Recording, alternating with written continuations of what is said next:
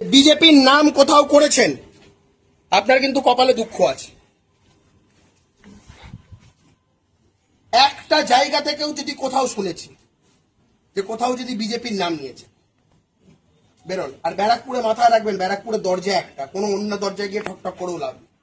ব্যারাকপুরের দরজা কৌস্তব বাগচির দরজা, এর বাইরে কিন্তু কোনো কিচ্ছু না। কোন তৃণমূলের কোন লোকের কোনো জায়গা নেই ব্যারাকপুরে যারা আমাদের কার্যকর্তাদের উপর অত্যাচার করেছে।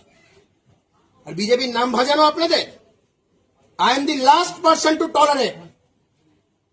অন্য কেউ টলারেট করতে পারে, কৌস্তব বাগচি করবে না, আমি আপনাকে বলে দিলাম স্পষ্টত, জেনে রাখুন। তৃণমূলের লোক আমাকে আজকে এসেছিল এখানে ফুল দিতে। ব্যারাকপুরে আমি স্পষ্টত বলে দিচ্ছি, যেখানে যেখানে চিহ্নিত করতে পারবো কোন তৃণমূলের লোক বিজেপিতে আসবে না।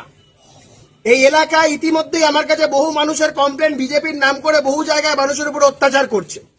আমি আমার এই ভিডিও বার্তার মাধ্যমে মানুষকে ওয়াকিবহাল করে দিলাম, এরা বিজেপির কেউ নয়।